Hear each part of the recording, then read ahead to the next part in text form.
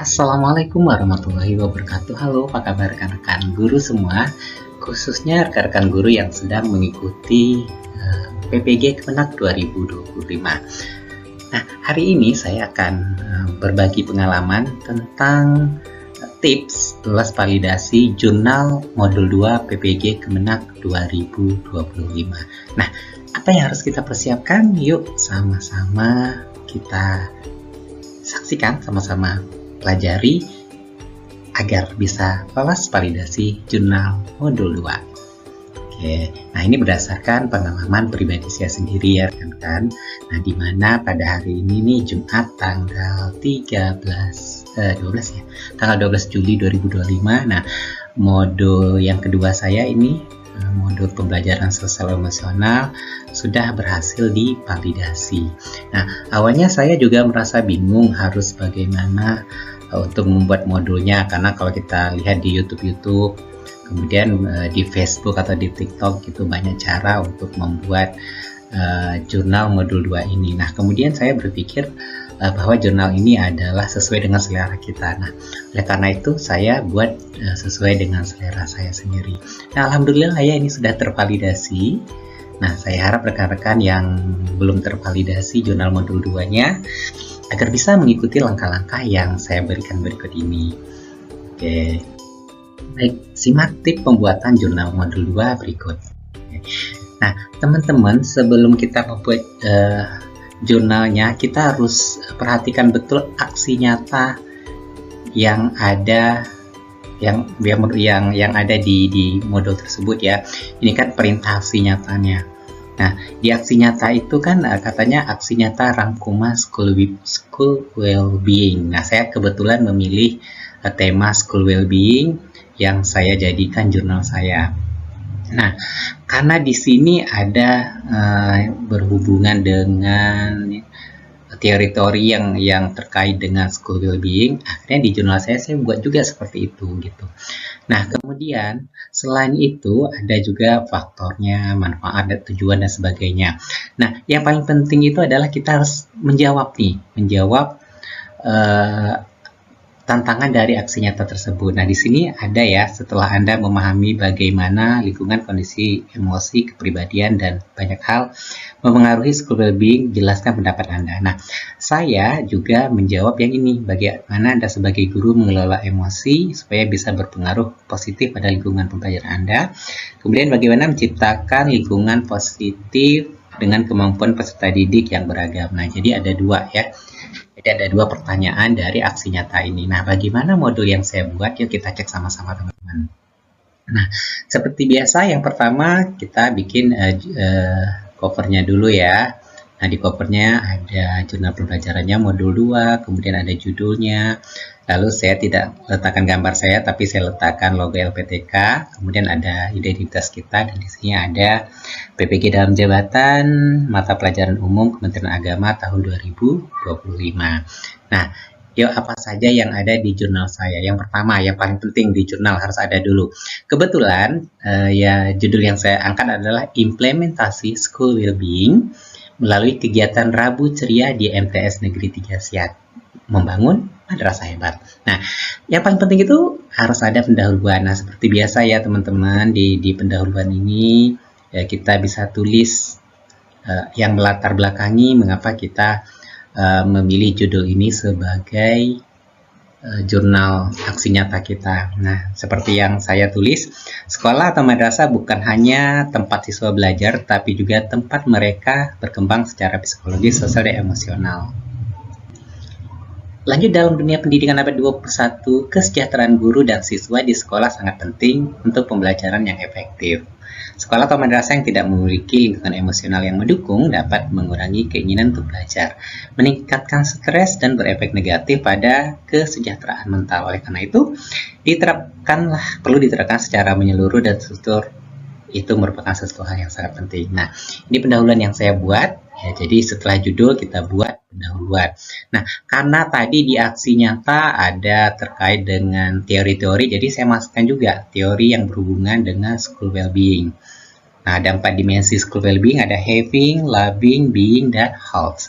Nah, selanjutnya saya bikin juga tujuan penerapan school well-being di madrasah.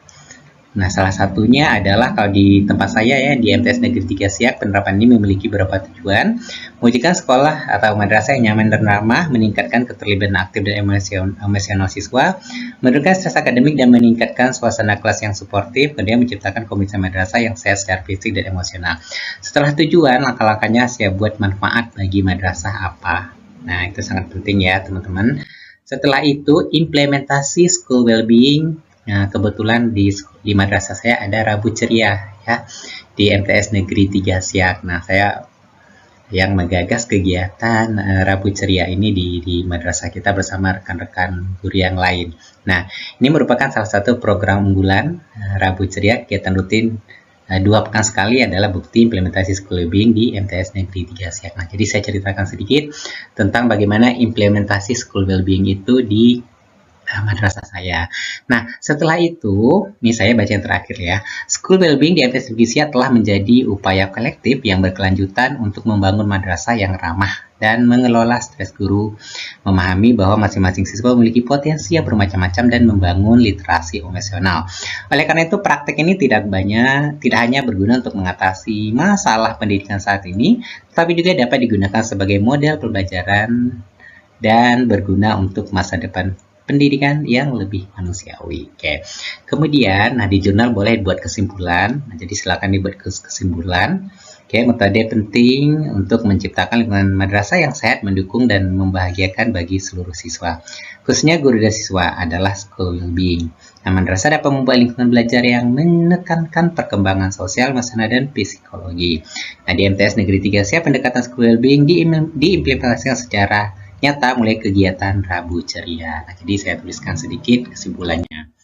Selanjutnya di penutup. Nah, jangan lupa karena pertanyaan di aksi nyata untuk school well-being ini adalah terkait pengelolaan emosi supaya bisa berpengaruh positif pada lingkungan pembelajaran. Jadi di penutupnya saya jawab 2 pertanyaan ini dengan menggunakan kata-kata sendiri. Ya, sebagai pendidik saya menyadari bahwa mengelola emosi sangat penting untuk menciptakan suasana pembelajaran yang positif, mendukung dan nyaman bagi siswa. Pengelolaan emosi berdampak langsung pada cara saya untuk menyampaikan materi, merespon perilaku siswa, dan membangun interaksi di kelas dan sebagainya.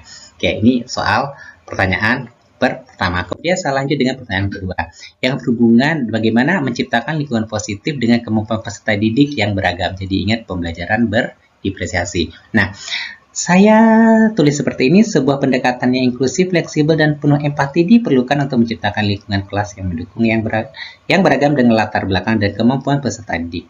Sebagai guru, saya memulai dengan memahami karakteristik, metode pembelajaran, dan kebutuhan unik setiap siswa. Saya selalu yakin bahwa setiap anak memiliki potensi yang luar biasa dan memerlukan dukungan. Oleh karena itu, saya menggunakan strategi pembelajaran berdiferensiasi yang melibatkan penggunaan metode, materi, dan yang berbeda. Misalnya, dalam tugas proyek, saya memberikan beberapa pilihan bentuk penyajian seperti poster, video, dan tulisan agar siswa bisa mengekspresikan pemahaman sesuai dengan kekuatan atau kemampuan mereka masing-masing. Nah, ini contoh jawaban saya ya teman-teman untuk pertanyaan nomor 2. Nah, selanjutnya yang di bagian ini typo ya, ini harusnya ini sudah H ini ya. Nah, yang H, lampiran rencana aksi nyata. Nah, saya pikir judulnya itu implementasi school well-being Rabu Ceria MTS Negeri 3 Siak membangun madrasah hebat. Nah, karena ini merupakan rencana aksi nyata, tapi tergantung kita juga teman-teman ya. Kalau kita ingin membuat misalnya rancangan pembelajaran, ya berarti harus melampirkan lampiran yang dibuat adalah modul ajarnya ya, modul ajarnya seperti apa. Nah, saya karena rencana aksi nyata yang berhubungan dengan bukan rancangan pembelajaran ya, tetapi kegiatan aksi nyatanya. Nah, jadi saya kegiatannya itu mengimplementasikan school well-being melalui kegiatan Rabu Ceria. Nah, saya bikin latar belakang dulu di sini. Ya, jangan lupa latar belakang.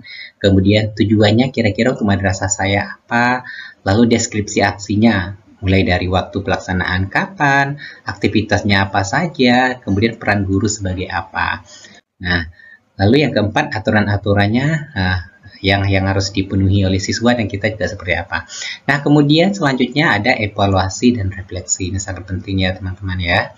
Dan yang terakhir adalah apa manfaat yang diharapkan dari kegiatan ini. Nah, kemudian jangan lupa selalu menyertakan refleksi jurnal pembelajaran. Ingat, jangan kurang dari 300 kata. Ya, usahakan jangan kurang dari 300 kata. Jadi kita tulislah. Kita tulis sebanyak-banyaknya refleksi jurnal pembelajaran, usahakan lebih dari 300 kata ya. Selanjutnya umpan balik teman sejawat. Nah, saya kebetulan dapat umpan baliknya dari guru BK dan Waka Kesiswaan karena ini sesuai dengan topik yang saya angkat. Nah, ini kita tulis ya. Kita tulis dan jangan lupa nanti untuk ketika kita melampirkan di ruang GTK-nya umpan balik teman sejawat, kita langsung copy saja yang dari sini biar dia sinkron dengan jawaban kita yang ada di modul di jurnal dengan jawaban kita yang di modul atau di ruang GTK itu biar sama ya. Kemudian kebetulan dalam kegiatan implementasi school well-being ini sebelumnya itu ada dokumentasinya. Ini kami lagi jalan-jalan di sawah ya. Kebetulan tempat saya mengajar itu di desa, namanya MTS Negeri 3 Siak, terletak di Kampung Jayapura, Kecamatan Bungaraya, Kabupaten Siak, Provinsi Riau. Nah, jadi saya juga merasa senang karena bisa jalan-jalan ke sawah. Mungkin selama ini jarang sekali ya saya ke sawah. Nah, jadi lihat suasana sawah seperti apa. Ini program yang menurut saya sangat luar biasa yang kami terapkan di MTS Negeri 3 Siak. Nah, teman-teman, itu dia hal-hal yang paling penting yang harus ada dalam jurnal kita. Jadi, buatlah sesuai dengan selera kita, buatlah sesuai dengan apa yang kita bisa. Kita tidak perlu harus mencontek-contek orang. Jadi karena jurnal itu tidak ada salah, tidak ada benar. Yang penting apa yang diinginkan dari aksi nyata itu bisa kita penuhi. Ya, jadi tidak usah bingung-bingung, tidak usah ragu-ragu. Walaupun kalau kita lihat di YouTube, di TikTok atau di Facebook banyak contoh-contoh jurnal. Nah, tetapi saya lebih suka menggunakan jurnal yang saya buat sendiri. Yang saya modifikasi juga lah ya, karena tetap juga melihat membandingkan dengan jurnal-jurnal yang lain. Jadi ingat teman-teman, satu hal yang tidak boleh teman lupakan adalah usahakan similarity-nya ya, atau jangan sampai tingkat plagiatnya itu lebih dari 20%. Nah, saya untuk tulisan ini itu tingkat plagiatnya hanya 4%. Walaupun kadang-kadang karena kita para press ya, jadi kadang-kadang bahasanya sedikit kurang enak gitu, kita tuh kurang enak. Nah, ini teman-teman tips yang harus teman-teman lakukan agar nanti bisa lolos validasi modul 2. Alhamdulillah saya ketika tanggal 9 itu dibuka, saya kerjakan selama 1 hari tanggal 9 dan 3 hari setelah itu lolos ya. Nah, lolos validasinya alhamdulillah, dan insyaallah nanti saya akan lanjutkan lagi karena bukannya tanggal 14, di tanggal 14 saya akan lanjutkan dengan modul 3. Terima kasih di bagian sharing dari saya. Kita akan jumpa lagi dengan video-video berikutnya. Mohon maaf jika ada kesalahan. Sukses buat rekan-rekan guru semua. Wabillahi taufiq wal hidayah. Wassalamualaikum warahmatullahi wabarakatuh. Bye.